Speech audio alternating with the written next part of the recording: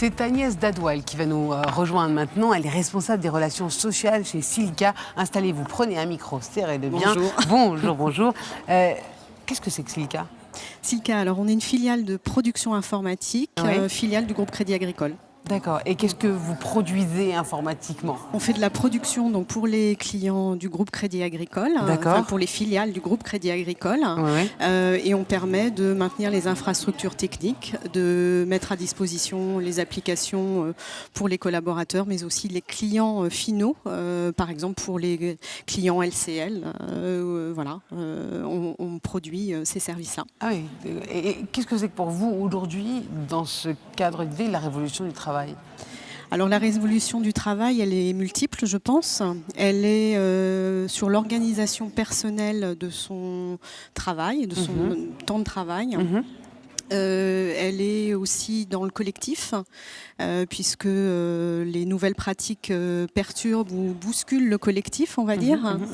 Et puis elle est aussi dans les compétences, puisque, alors moi je travaille dans la fonction RH, il y a un vrai enjeu de faire évoluer les métiers avec l'arrivée du digital et les transformations que ça amène sur les métiers. Et quel est votre challenge aujourd'hui ? Qu'est-ce qui vous distingue d'un autre RH ? Les Alors, défis que vous avez ? Le défi qu'on a relevé, on est la première filiale du groupe à s'être lancée dans une expérience de coworking, puisqu'on propose depuis 6 mois à l'ensemble des collaborateurs de l'entreprise la possibilité de télétravailler à domicile ou en espace de coworking. Est-ce que c'est pour les rendre plus efficaces, plus autonomes, plus responsables ? C'est pour les rendre effectivement plus autonomes, plus responsables, pour leur faire confiance, pour équilibrer aussi une vie professionnelle, une vie privée.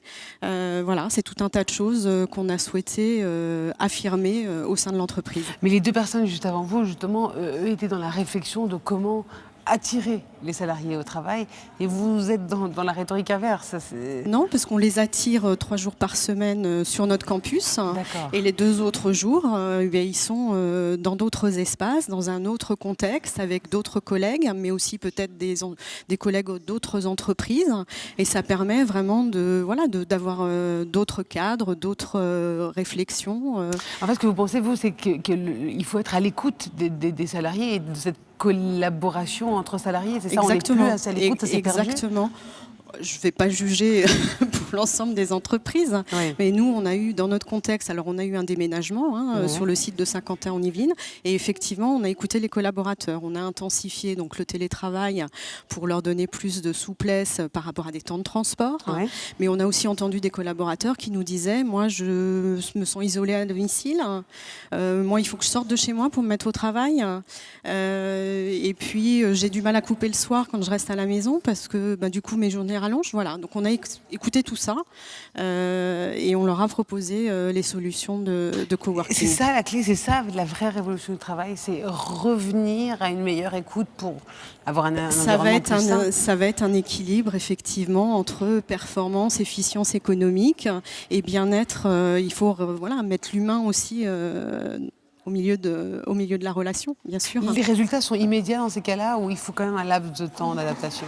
J'aurais tendance à dire que chez nous, les résultats sont assez immédiats puisqu'on vient de faire un indice d'engagement et de recommandation et on a eu un très bon taux. On est au-delà de 4 points sur la norme française des services financiers. Donc je pense que le retour, il est assez c'est la moyenne, immédiat. 4 points, je m'en rends pas compte. Non, on est au-delà. On est au-delà d'accord. de 4 points de la norme française des services financiers. Donc je pense qu'il y a un vrai retour, un engagement des collaborateurs, une reconnaissance vis-à-vis de ce que l'entreprise peut lui proposer et une fierté aussi d'être précurseur dans ces nouvelles méthodes de travail. Complètement. Voilà. En tout cas, merci, c'est très intéressant de voir comment ça fonctionne. Agnès Dadoual, donc responsable des relations sociales chez Silica. Merci. Merci beaucoup. à vous. Et on retrouve maintenant une vidéo pour continuer à voir comment se passe cette révolution du travail ici, au cœur de la Défense.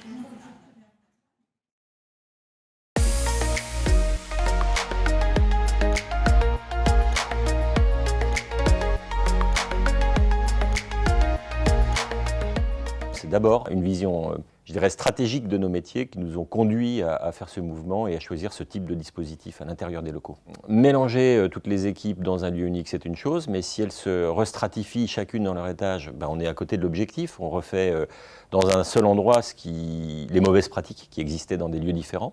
Donc on a beaucoup travaillé sur la mobilité, l'ouverture, le décloisonnement, et puis d'une manière générale, la respiration, parce que quand on s'intéresse à ce que fait le voisin, finalement, on en gagne toujours quelque chose. On était avant dans des bureaux à 4 ou 5 personnes. Là, on passait dans des open space à 20, 30, 40 personnes. Donc on avait peur qu'il y ait beaucoup trop de bruit pour qu'on puisse travailler dans de bonnes conditions. L'open space sur lequel je suis, on doit être une quarantaine dessus. Ça, c'est vraiment différent pour moi. Et j'avoue que j'avais une petite crainte en arrivant, parce que le premier matin, j'ai entendu du bruit, etc. et j'étais pas habitué, moi. Mais au final, on s'y fait assez bien et en fait, on a plus de place qu'ailleurs, je trouve. Finalement, on s'est rendu compte qu'on arrivait tous à maîtriser le bruit et que c'était pas un souci au quotidien et qu'on avait cette possibilité aussi de se mettre dans des espaces plus calmes quand on en ressentait le besoin. Donc c'était ça notre principale crainte et je pense qu'elle s'est dissipée assez vite. C'est quand même un effort d'adaptation considérable qui est demandé aux collaborateurs, en tout cas dans notre projet à nous. Alors quand on a pris possession des lieux, c'était plutôt des vraies bonnes surprises. Il y avait en amont pas mal de craintes sur l'espace et le confinement, sur lequel il y avait une grosse crainte, avant on n'était pas complètement en open space. Et puis finalement, en vivant et en prenant possession des lieux, on s'est rendu compte que la multiplicité des espaces nous permettait de correspondre aux différents moments de la journée, aux différents usages qu'on en avait. Du coup, ça a un peu fait évoluer nos habitudes de travail. On n'est pas forcément rivé à notre poste de travail toute la journée, mais on évolue en fonction de ce qu'on a besoin de faire, avec qui, le nombre de personnes. Et du coup, c'est plus au quotidien que ça nous a fait bouger. Et c'était plutôt rassurant par rapport aux craintes que ça avait pu soulever avant le projet. Quand les gens sont arrivés, d'abord, il y a eu un effet waouh, parce que ce qu'ils ont vu, ça correspondait à la lettre près à ce qui avait été promis. En 1 heure de temps, 1 heure et demie pour ne pas exagérer, 90% de l'agence était au travail, connecté, ordinateur ouvert et en train de bosser. On voulait que cet immeuble, ce soit un peu notre flagship, que ce soit notre média. Et en tant que média, on voulait vraiment le faire vivre. En rentrant, j'ai été sincèrement assez frappé par la lumière qui rentrait et le fait que tout soit décloisonné et qu'on puisse, on va dire, c'est vrai, communiquer vraiment tous ensemble. Ça, c'est quelque chose qui m'a pas mal marqué.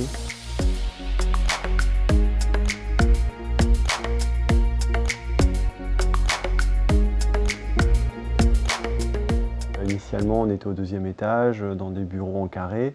Et là, on se retrouve donc au 4e, avec un espace assez grand, lumineux, près de la fenêtre, aéré, donc tout va très bien. À l'arrivée dans le bâtiment, on a remis à chaque collaborateur un welcome pack, qui était constitué d'un guide d'utilisation du bâtiment. Voilà les bonnes pratiques pour vivre cette nouvelle cohabitation le mieux possible. Il y a quand même des espaces définis en fonction des équipes. Et après, on a 2 grandes tables gigantesques et on se met où on veut. Alors déjà, on voyage léger, juste quelques objets qui nous permettent en même temps de faire en sorte que ces lieux soient vraiment les nôtres. Et puis on a des casiers dans lesquels on range nos affaires, qui ferment à clé, qu'on a pu personnaliser. Et en fonction de ce qu'on a besoin de ranger, on utilise les casiers, un peu comme dans les collèges américains. Voilà. Donc on se sent beaucoup plus jeune. C'est assez sympa parce qu'en même temps, ça casse un peu la routine. Je sais que je ne vais pas être tous les matins au même endroit, j'ai une vue différente en fonction des jours. Et en même temps, le soir, ça m'oblige à ranger mon bureau et du coup à faire le tri et à mettre tout au clair. Et le lendemain matin, je repars pour une nouvelle journée. Justement, l'avantage, c'est qu'on on est décloisonné, on va prendre le café ensemble. Quand on va au casier le matin, justement, il y a un petit bonjour. Enfin, il y a des types d'interactions qu'il n'y aurait pas si on avait vraiment des bureaux cloisonnés par service ou même par entité. Et je vois des femmes qui doivent être là depuis plus longtemps, qui ont leur petit panier en osier, donc elles se recréent tous les matins leur petit espace, quoi. Elles arrivent avec leur petit sachet de thé, etc. C'est assez marrant, quoi.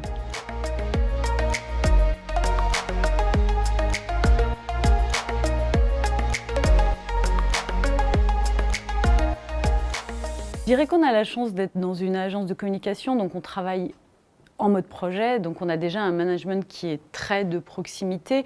Là, ce que ça a changé, c'est que ça accentue encore plus ce côté-là. Peut-être qu'on s'envoie moins de mails, il y a plus de spontanéité. Je pense que ça décloisonne un peu et ça démystifie peut-être un peu aussi.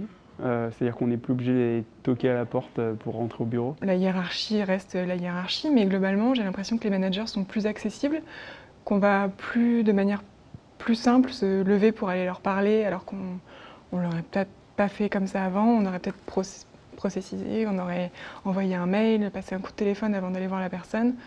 Maintenant, on se lève, on va la voir. J'ai l'impression que l'échange est simplifié et plus fluide et plus direct. Un manager, ce n'est pas un contrôleur maintenant, c'est un facilitateur. Et son rôle, c'est d'être clair dans les objectifs, d'être rigoureux sur l'accomplissement des objectifs, mais par contre très tempérant et bienveillant sur le comment, sur le chemin que le ou les collaborateurs vont suivre pour aboutir aux objectifs. Donc ça change pas mal la donne. Les échanges qu'on peut avoir avec les gens, c'est beaucoup plus rapide et fluide, quoi. Pour moi, c'est mieux maintenant. Quand on déménage, on est focus sur le jour du déménagement ou des travaux. En fait, la vie commence après. C'est de poursuivre l'effort d'adaptation, d'aménagement et de modification, le cas échéant, de ce qu'on a imaginé pour que la vie s'améliore constamment en phase après, c'est-à-dire pendant la phase opérationnelle. Il faut créer de l'empathie, de l'adhésion et de la bienveillance. Dès qu'on a ça, tout est vachement plus facile et on passe beaucoup mieux sur les inévitables défauts, parce que comme tout projet, il y en a.